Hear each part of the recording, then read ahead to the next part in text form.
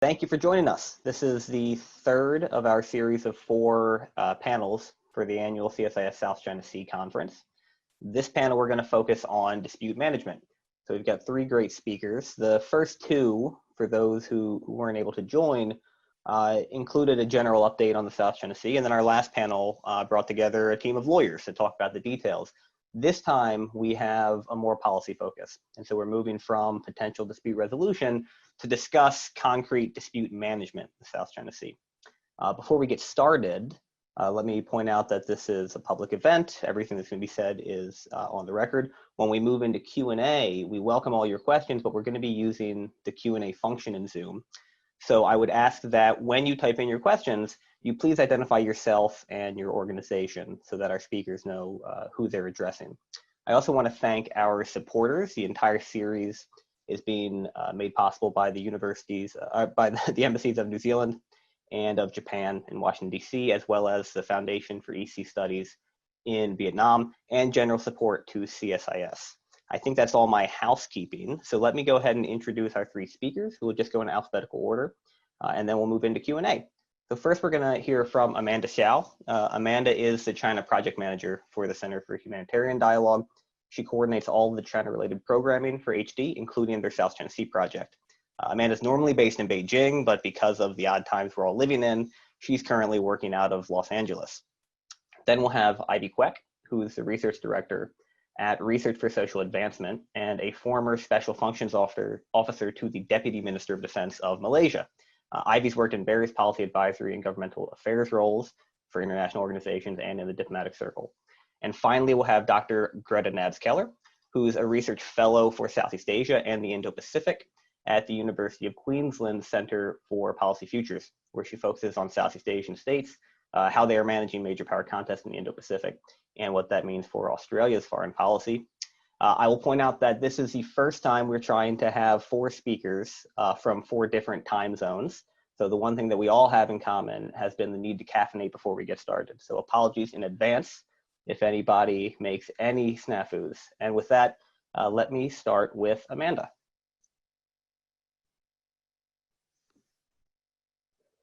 Thank you, Greg, for the opportunity to share some of my perspectives. My remarks will reflect some of the lessons that my organization, the Center for Humanitarian Dialogue, some of the lessons that we've learned in the course of facilitating informal dialogue between some of the maritime law enforcement agencies of the South China Sea. So first, why is dialogue between the Coast Guards important? First, the Coast Guards are at the front lines of the South China Sea dispute and are often involved in low-level incidents at sea that have the potential to escalate into larger conflict. In recent years, many of the littoral governments of the South China Sea have significantly invested in the buildup of their Coast Guard forces, and governments are increasingly relying on their Coast Guard presence and Coast Guard patrols to both assert and safeguard their maritime claims. At the same time, fishing communities from a number of countries are increasingly seeking catch further from their shores, driven by economic pressures, dwindling fish stocks, and government encouragement. So we have an environment in which Coast Guard and fishing vessels from different countries and Coast Guard vessels from different countries are encountering each other regularly in areas of overlapping claims. Some of these encounters are violent and prone to escalation. In the past, Coast Guard vessels from different countries have engaged in aggressive maneuvering with each other, including shouldering each other and using water cannons. Now, some of the most violent incidents take place between fishing vessels and Coast Guard vessels from different countries. We've seen a couple of ramming incidents recently and a couple of instances of the use of lethal force, unfortunately. And so if left unmanaged, such incidents have the potential to stoke nationalist sentiment and really fuel larger conflict. And all of the Coast Guards and countries involved have an interest in ensuring that these interactions and incidents are managed. The second reason why Coast Guard cooperation is important is simply because there are numerous transnational issues that require multilateral coordination to address, including piracy, terrorism, drug and human trafficking, marine environment protection, and illegal fishing. So over the last 5 years, I think we've seen a real push in the region to bring the Coast Guards together in different platforms. In particular, the number of bilateral cooperation mechanisms between the region's Coast Guards has significantly grown in the form of MOUs, joint committees, joint exercises, port visits, the exchange of personnel, and establishment of hotlines. A number of multilateral mechanisms also do exist, particularly the Heads of Asian Coast Guards meeting, Coast Guards agencies meeting, HAGAM, which convenes over 20 Coast Guard agencies. And there are trainings and capacity building initiatives led by the UN and the US and regional organizations like RECAP. Now, what's missing in this sort of web of Coast Guard cooperation mechanisms, and what deserves perhaps further attention going forward are, I think, the following. One, a set of understandings or rules of behavior that can help to prevent and manage incidents at sea. And two, a multilateral platform where the Coast Guards of the South China Sea can come together to discuss cooperation and raise concerns. So first, on a set of rules of behavior, let me just highlight a couple of areas with potential. First, the Coast Guards can sit down and discuss their perspectives on when force should be used in the course of law enforcement and what excessive force means. There was a recent incident in which a fisherman threw a Molotov cocktail at a Coast Guard vessel. The Coast Guard officers responded with lethal fire in that situation, and I think that most of the Coast Guards in the region share the view that lethal force is justified in a situation of self-defense. But in less clear-cut scenarios in which an uncooperative fishing vessel is, for example, maneuvering aggressively or firing warning shots in the air, different Coast Guards from different countries will respond differently in the same situation. And that lack of shared understanding between Coast Guards on when lethal force should be used or the level of force that should be applied in a given situation makes consistent treatment of fishermen in the region very difficult. And that inconsistency in law enforcement can lead to misunderstandings, misjudgment, and unnecessary escalation at sea. Second, the South China Sea Coast Guards could sit down and share the laws, the policies, and perspectives that determine their response to foreign fishing vessels that they encounter more broadly. There is significant variation in those policies. For a number of countries, the priority is really on ensuring the humanitarian treatment and safety of their own fishermen that have entered other countries' waters. For other countries, of course, the priority is rather to safeguard their waters from foreign fishermen and to deter any future intrusions. So discussions could center on identifying protocol that facilitate clear communications between fishermen and Coast Guard officers who are operating in different languages at sea, and developing a reporting mechanism between the Coast Guards on incidents that occur with foreign fishing vessels. Such a discussion could also help to tease out how the region defines a fisherman and legitimate fishing activities. And third, I think a recommitment to a set of safety and communications protocol during encounters between Coast Guard vessels from different countries would also contribute to de-escalation. These protocols could draw upon existing rules and norms. It could draw upon the international regulations for preventing collisions at sea or coal regs, and existing communication mechanisms such as those laid out in the Code for Unplanned Encounters at Sea. A commitment to communicating over hotlines during tense encounters could also be valuable. So having said that, currently there is no multilateral platform dedicated to the coast guards of the key South China Sea littoral countries. The Coast Guard agencies are increasingly included in and integrated into the agendas of the region's meetings, but they generally are not in the lead in those gatherings. Many of those meetings are organized and convened by the region's diplomats or militaries, so there is in practice limited direct multilateral exchange between the Coast Guards. And these meetings are rarely, if ever, specifically focused on the South China Sea. Now that could be changing. Last March, the ASEAN-China Joint Working Group on the implementation of the DOC convened its first official workshop on maritime law enforcement agencies cooperation. Such a platform could facilitate better information sharing, the exchange of best practices, tabletop exercises, and really identify areas of common interest and potential for multilateral cooperation, all of which can contribute to more robust and better coordinated law enforcement in the South China Sea. Let me just conclude by saying that there are plenty of challenges to Coast Guard cooperation. There is little strategic trust. There is no agreement on where the disputed areas lie, meaning the implementation area of any sort of incident prevention mechanism would be tricky and likely have to be left ambiguous. And there is no fisheries management agreement or common understanding of which fisheries laws should apply.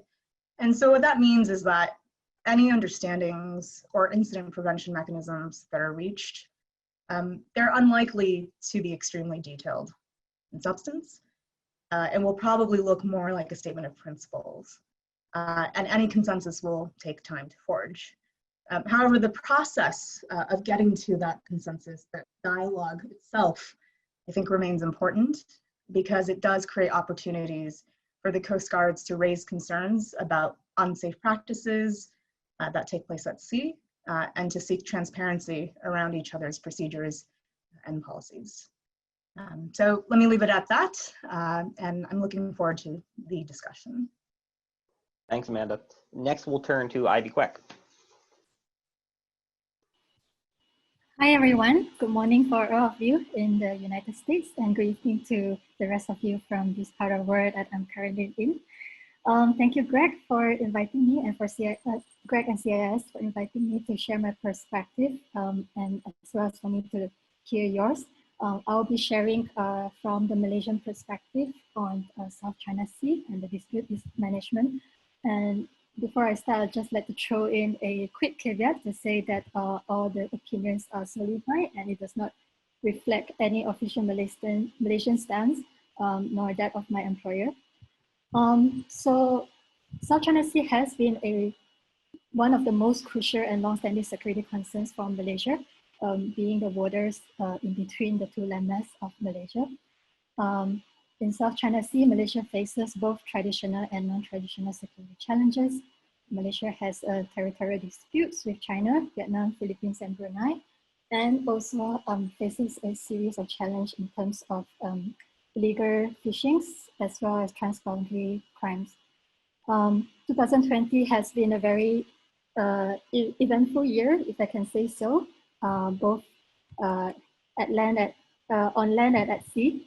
I think the year started off where we see a three-way standoff between Malaysia, China, and Vietnam, where the West Capella, which was operating under the Malaysian oil company Petronas, was tagged by a Chinese government survey ship from Haiyan Division number 8 in April 2020. So we saw that the United States and Australian ships have joined in the fold in a move that purportedly to bolster Malaysia in the area. But the move was strangely met by a very cold response from the Malaysian government. We can talk a little bit about that in a moment. And fast forward a few months later, just last month, we have seen an incident of a Vietnamese fisherman that was killed by a Malaysian Maritime Enforcement Agency.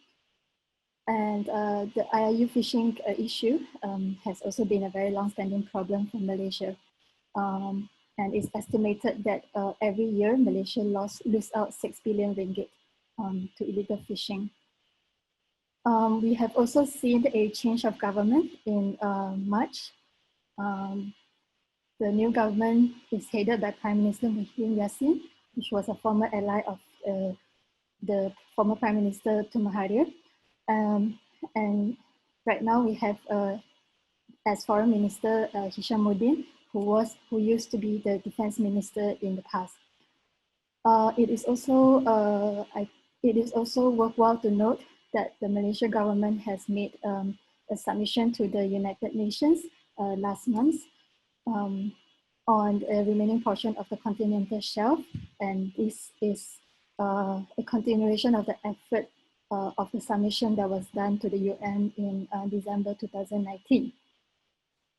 So as we have seen the new government being in power for 6 months now, I think that what we can say from that is that the new government, Malaysia will not deviate from its usual low profile and not choosing side approach, even if the new government might have a slightly different style. And we can also say that foreign policy will not be the priority of this government, given the uncertain political situation as well as the challenge of COVID-19. And this is probably why the response that we see in terms of how they manage the South China Sea issue, it has been more reactive in nature, and it is clear that the Malaysian government does not want to attract any more attention to it than necessary. This was clear during the standoff, where the response of the foreign minister towards the presence of the US ships was very ambivalent. What he said was, I quote, that Malaysia must avoid unintended accidental incidents in this water, and while international law guarantees the freedom of navigation, the presence of warships and vessels in the South China Sea has the potential to create increased tensions that might result in miscalculations and may affect peace, security, and stability in the region, unquote. But the foreign minister also just last month have a stronger statement where he also said that the Malaysian government considers the China's claims over the maritime features in South China Sea to have no basis whatsoever under international law. So from this sort of slightly back and forth kind of a response, I think that it is clear that Malaysia is trying to strike a balance between the two on this issue, and the commitment that Malaysia made is to resolve the issues via ASEAN and to realize to work on the code of conduct that is supposed to be completed next year. It's also interesting to note the statement that was made by the Chinese defense minister's visit to Malaysia just last week. What he said was that China is willing to meet Southeast Asia countries halfway. And I think that this is largely being interpreted as a demonstration of China's will to soften their stance and to have a less absolutist kind of position. This is, I think this was welcomed by Malaysia, but at the same time, this might not be easy to realize because this would mean that perhaps the Chinese might expect some kind of compromise in return. And I think that for Malaysia, this might not be something that is willing to, this might not be something that Malaysia is willing to go. So I would say that despite some of these developments in the past few months, Malaysia's approach has been pretty much consistent. Malaysia continue to balance and hedge, and the level to which the Malaysia hedge would also depends on the behaviors of China and also the other players. Minimizing the risk of conflict will always be the primary goal. And to do that, Malaysia is always very jittery when the presence of too many assets in the region. And it always prefers if both sides would tone down the response. Having said that, I think that Malaysia is continuing to take small steps to improve its situation. The two submissions to the UN is evident that Malaysia is taking concrete steps in exercising its sovereign rights and to pursue its own national interests. Malaysia is also continuing to strengthen its defense relations with all parties in the region. Malaysia is always open to work with everyone. And this is not just between US and China, but also I think it's important for Malaysia to strengthen defense relations with other players such as Australia, New Zealand, India, and Japan. And these are also very close partners of Malaysia in the region. Lastly, I think that Malaysia is also committed to increase and to modernize its own maritime capability. Malaysia is already the beneficiary of the Maritime Security Initiative, and the Defense White Paper that was published last year has very clearly stated that Malaysia is a maritime nation, and it has already made the commitments to beef up its capability in the maritime domain. And this effort should not only stop at the Navy, but more importantly, the Coast Guards as well. So in conclusion, I think that Malaysia is really trying to toe the line. It is trying to avoid a strategic dilemma and a way where it can deter China's actions, but at the same time not making it a self-fulfilling prophecy by attracting more conflicts. So I will just stop here for now. Thank you, Ivy. And finally, we have Greta. Thank you, Greg, and good morning, and welcome to the attendees and participants today. I'm going to discuss Indonesia's outlook on the dispute, and I wish to start with actually a prescient observation by eminent former Indonesian diplomat and ambassador to Washington, Dino Patijalal, who stated in the late 1990s that China could well be transformed from a country 1,000 miles away to becoming, with its offshore territorial interests, a country practically next door. And I think this has come to pass, that although Indonesia today does not consider that it officially has a maritime territorial dispute with China in the South China Sea, events since 2016 would suggest otherwise. Now, I think for Indonesia, the South China Sea challenge is inherently complex, and it needs to be understood through its various multilateral, bilateral relationship, national security and domestic political dimensions. In terms of the multilateral dimension, this relates fundamentally to Indonesia's traditional agency and leadership in ASEAN. And one must remember, of course, that Indonesia is the fourth most populous state in the world, third largest democracy, largest economy in ASEAN, and of course is located strategically across vital sea lines of communication connecting the South China Sea with the Indian Ocean. So as former eminent Singaporean diplomat Bilahari Kausikan stated recently on an Australian Institute of International Affairs webinar that, Indonesia is pivotal within ASEAN, and where Indonesia leads, ASEAN follows. But as I'll elaborate on a little more, the problem is Indonesia has not been leading, which is one of the key challenges for ASEAN. So historically, Indonesia has a strong commitment to the 1982 UN Convention on the Law of the Sea, which is the foundation of its legal status, of course, as an archipelagic state.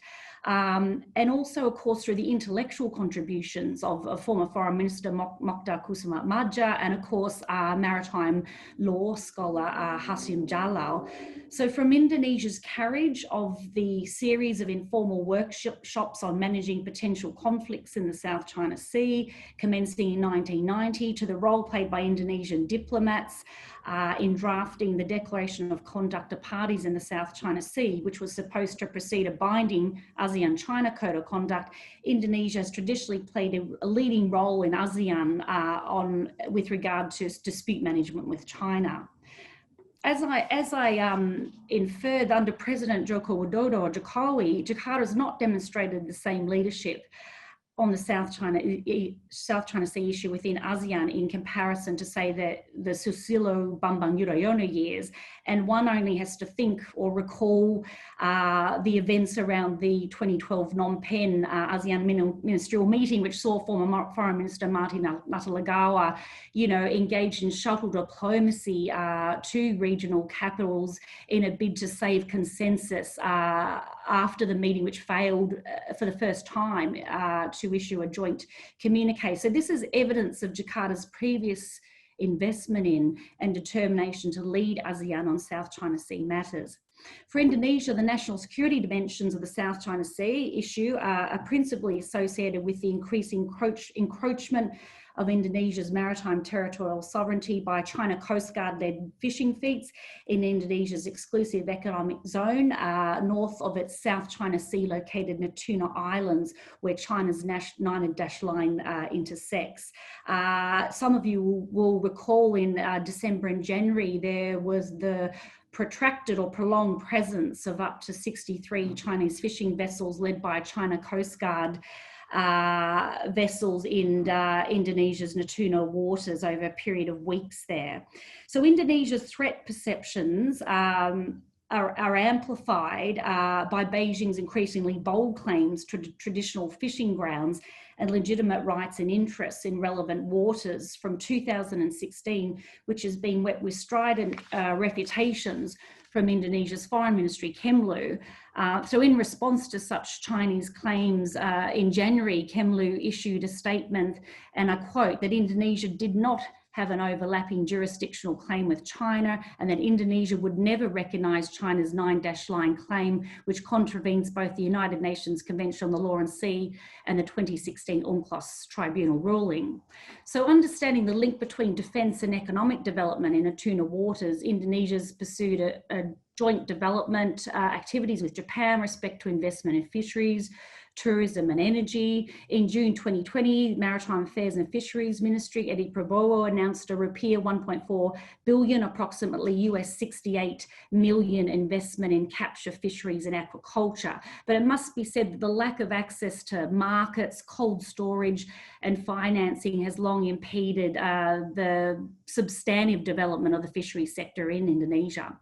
So in terms of bilateral engagement with China, it's long been Jakarta's position that it does not have a territorial dispute with China, and hence refuses all overtures from Beijing with respect to bilateral negotiation or joint economic development or consultation at the bilateral level that may provide de facto recognition of Beijing's claims to Indonesia's sovereign waters.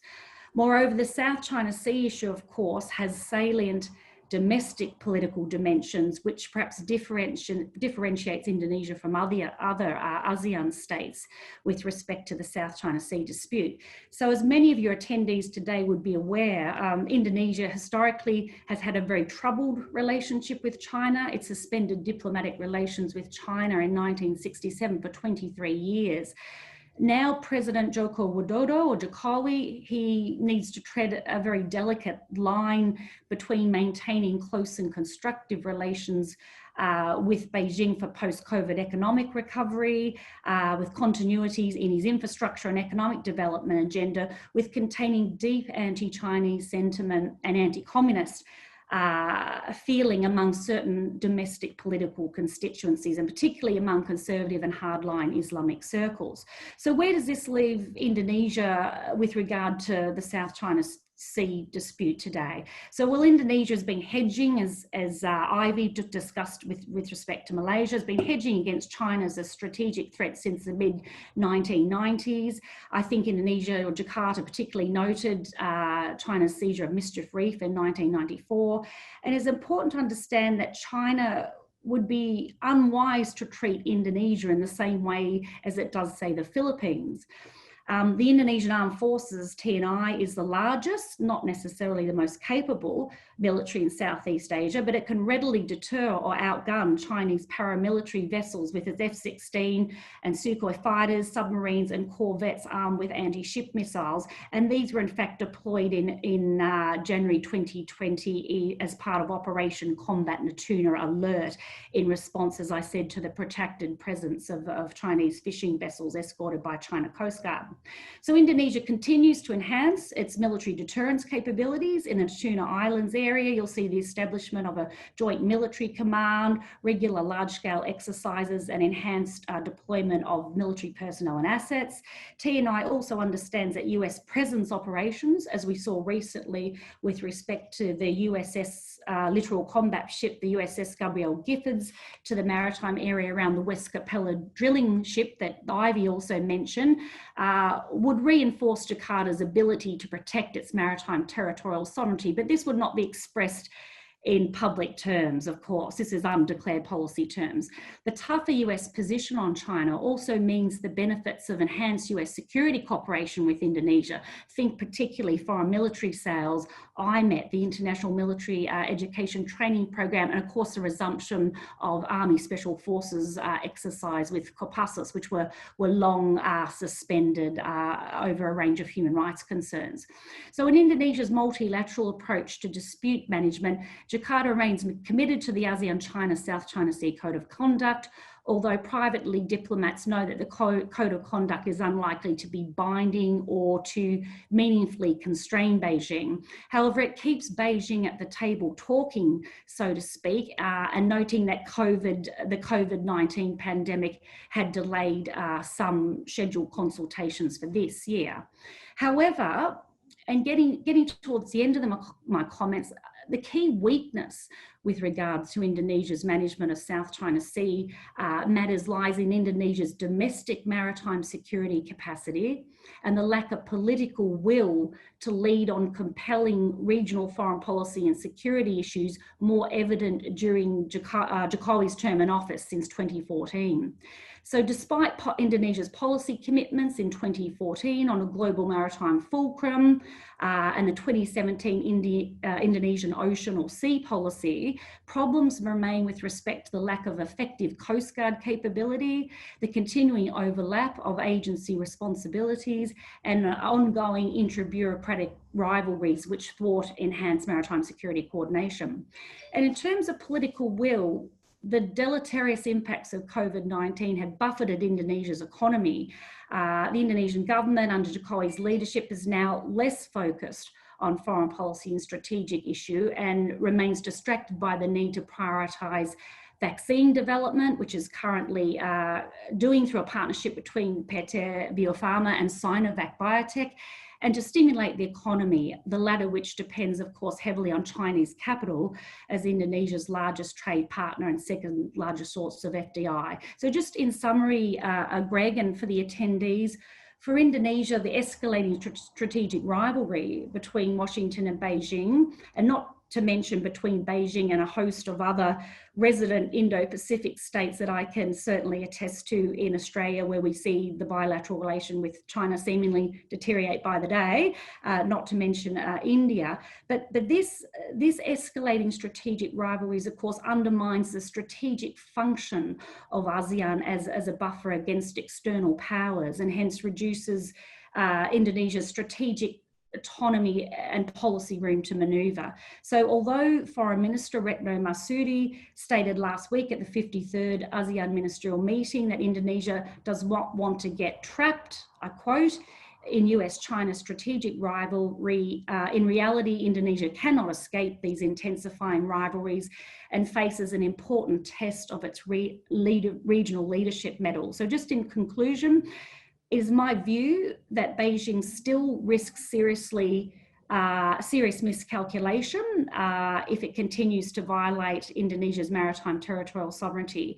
Further on-water incidents like what we saw in 2016 and what we saw earlier this year risk inflaming extant anti-Chinese sentiment that could converge with existing resentments about mainland Chinese workers, perceptions that China's too dominant over Indonesia's economy, and of course the ongoing suspicion and distrust and indeed racism towards Indonesia's ethnic Chinese Indonesians or community. So in conclusion, a multi-dimensional Chinese threat is very easily manipulated by political elites in Jakarta, and this has to be borne in mind ahead of the 2024 election contests, as political jockeying will intensify. So I'll stop there. Thank you.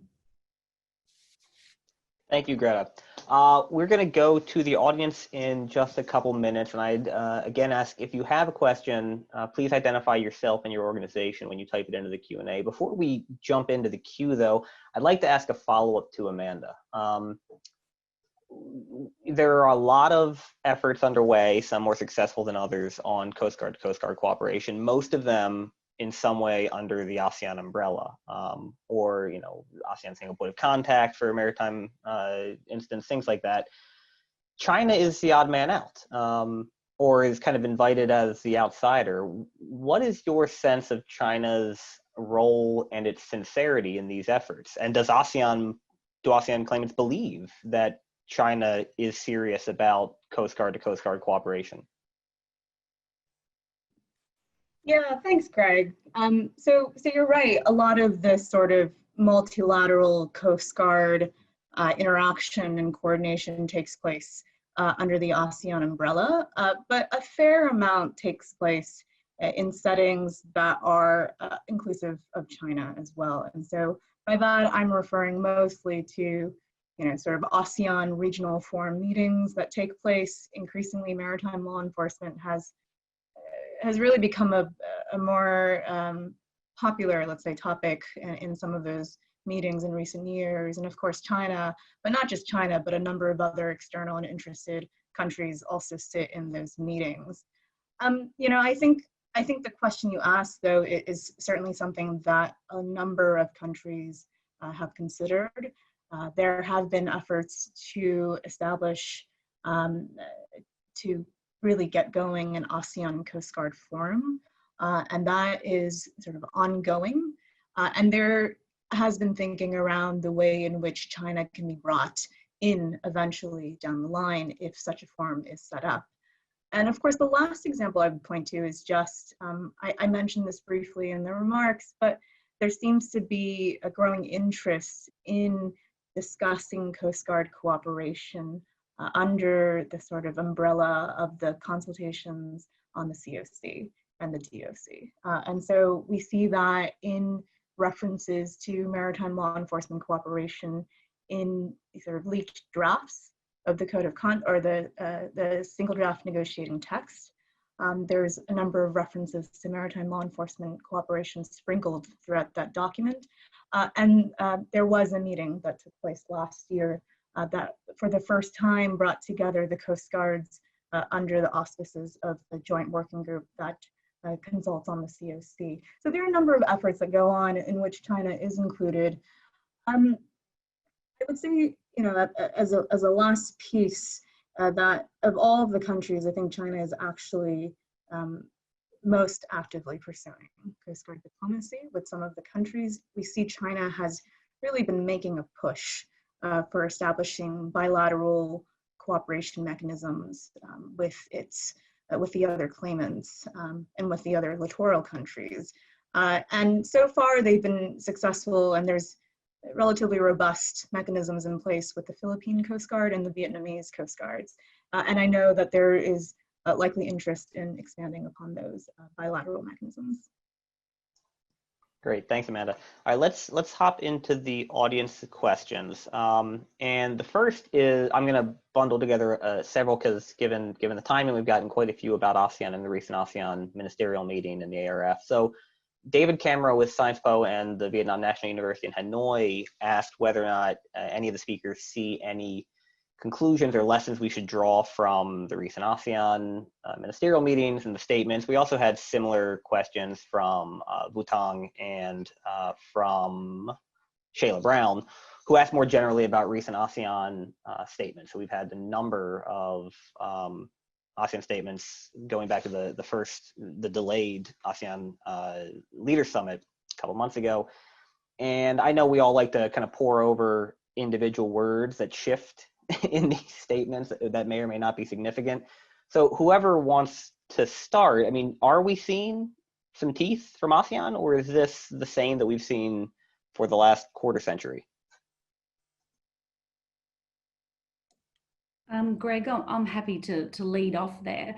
I think with the latest ASEAN ministerial meeting, there's largely more of the same, but there's some minor differences. I mean, I know there is speculation about another delay in the issue of the joint communique, which suggests again internal or intramural differences over the wording, again, over South China Sea differences in the communique.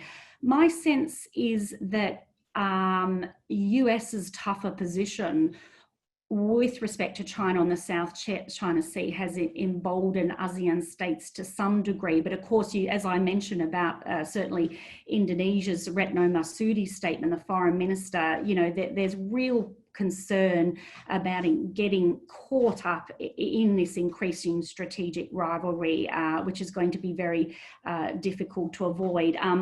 My reading of the ASEAN ministerial meeting was a reaffirmation of the need for the code of conduct, again emphasising peaceful resolution of disputes, and of course reaffirming again UNCLOS and the 2016 UNCLOS ad hoc tribunal ruling. Thank you, Greta. Ivy, do you have any thoughts? Yes, I agree with Greta. I think that the communique is an effort from ASEAN to really assert the ASEAN centrality, despite the difficulty of getting it out, despite the differences between the countries. I think the fact that it's still being discussed is really an effort to do that, to really assert ASEAN centrality.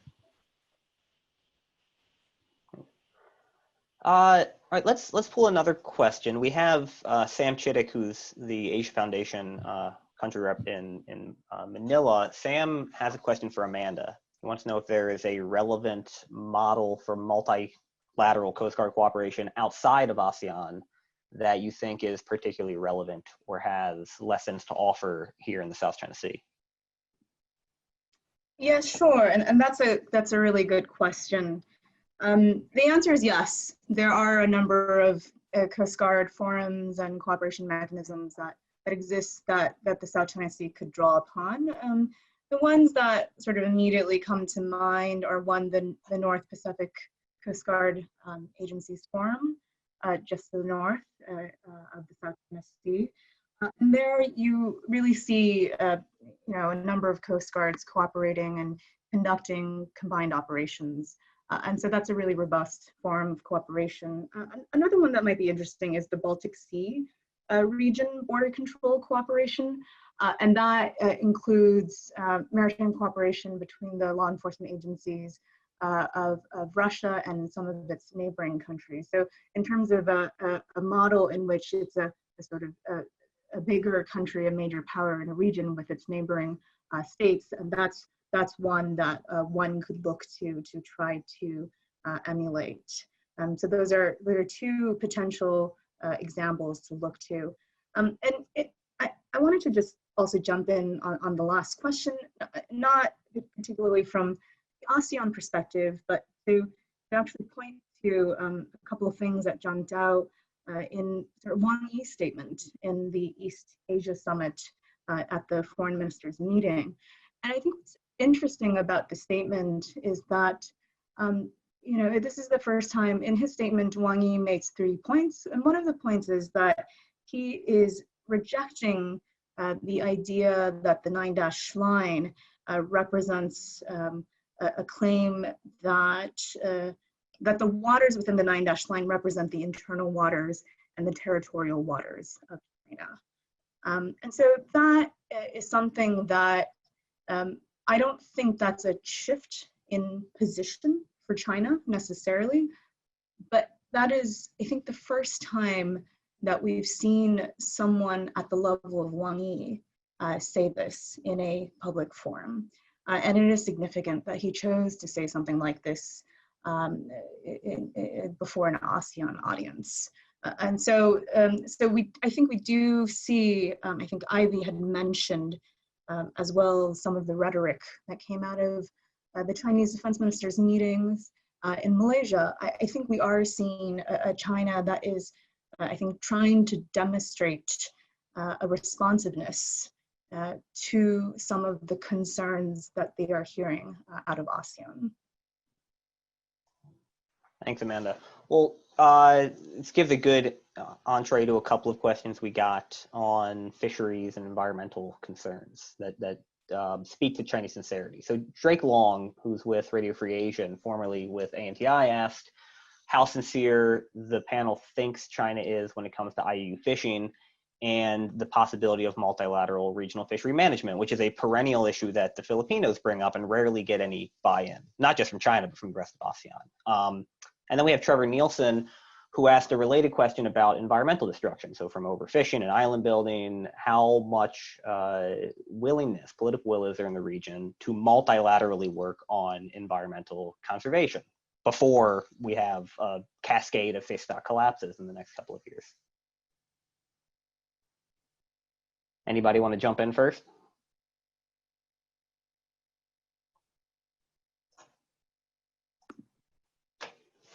I can jump in with a few thoughts. You know, I think generally on marine environment protection and sort of fisheries management, there's certainly a huge need for multilateral cooperation and coordination on these issues.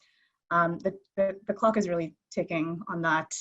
I think maybe one of the possible entry point into those two issue areas is to look at cooperation between the scientists. Sort of scientific cooperation and science diplomacy, I think, might be a possible entry point to the eventual development of a regional fisheries management agreement or the establishment of some sort of regional organization that oversees fisheries management.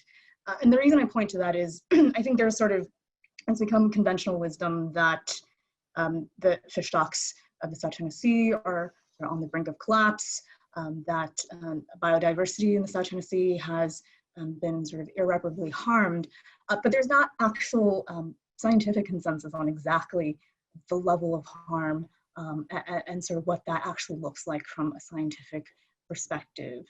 Sort of which species should we be targeting, and what's the sort of scientific basis for the sort of joint management policies or methods that should be adopted. So perhaps the way to approach that is to start from the science. Thanks. Greta, could I ask your thoughts on Indonesia's openness to multilateral fisheries management? Because it's always been a little unclear how much Jakarta actually is interested in working with the neighbors on this. Yeah, look, it's a good question, Greg, and what I would add is I think the issue, I mean, look, in a declaratory policy sense, yes, you know, there were the marine conservation elements and fisheries cooperation as part of the global maritime fulcrum, the Poros Maritim Dunia. In terms, it was also included, of course, in the Indonesian Sea or Indonesian Ocean policy. It sort of goes by both names. And of course, I think there was the environmental, marine conservation, marine development elements in the ASEAN outlook on the Indo-Pacific statement, if I'm not mistaken. But I feel, Greg, that there may be some will there, but the thing is, I think Indonesia struggles to get its own house in order first before it can be more effective in multilateral mechanisms. And my sense also is that there have been sort of ownership issues, I think, with respect to ASEAN on regional maritime security and fisheries cooperation. I'm not particularly an expert in this area, but there's ownership issues, sovereignty issues, and old kind of enmities and resentments. So my sense is that, yes, it is a problematic area, but I think there is, in a declared policy sense, there's certainly the will there, but the implementation is the challenge.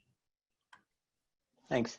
I'm going to try to collect a couple because I can see that we're not going to get through the queue, and there are a lot of good ones here. So let me kind of throw one to each speaker maybe, and then we can go in order.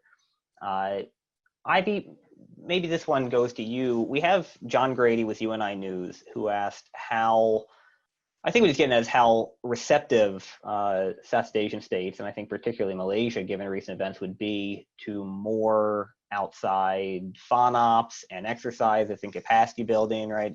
KL has been very cagey about whether or not it actually appreciates the involvement we already have from the Americans and the Australians and the Japanese. So, right, does South Asia want more European or Indian or whatever involvement?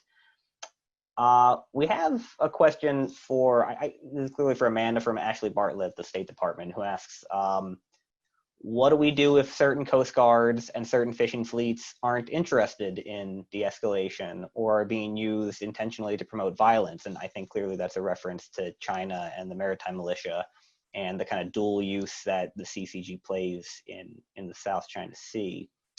And then Greta, unfairly, but because it's not really directed at anybody, I think it's a good question. Isaac Harden, who's at the Naval War College, asked how Indonesia and Malaysia, as well as other ASEAN countries, but he calls that Indonesia and Malaysia, would view a Vietnamese UNCLOS arbitration. Would they find it helpful or would they find it unnecessarily escalatory? Ivy, could I start with you? Yes, sure. I think that Malaysia's recognized the U.S. role in the region. It definitely recognized the freedom of navigation, the rights to freedom of navigation. I think that the issues, if I may say so, that Malaysia have is more about the context of where these FONOPs have been held and the rhetorics that is surrounding these FONOPs. I think that Malaysia is just very jittery when it's sort of being pitched as a zero-sum game. It's sort of like the US versus China strategic rivalry sort of rhetorics. I think that's where Malaysia gets a little bit uncomfortable. But I think Malaysia definitely recognized the importance of having a closer defense cooperation with the US, and we already have very close cooperation at the moment. So yeah, that is I think what Malaysia prefer is sort of a more low-profile involvement of the US in this region, if that sort of helps. Thanks. Amanda, what do we do about paramilitaries? Was that the question? Not exactly. Greg, I think you're sneaking in another question in here. So I think so the crux of that question, which is a good one, is sort of can you legitimately establish an incident prevention mechanism when it seems that states are actively utilizing the coast guards and fishing vessels to assert their sovereign claims, and that maybe there isn't a real intention to de-escalate. I think that's the crux of that question. And I think I would say that just because two states or multiple governments sign some sort of rules of behavior or incident prevention agreement doesn't mean that the desire to continue to posture using Coast Guard vessels and fishing vessels goes away. I think that desire will continue to stay.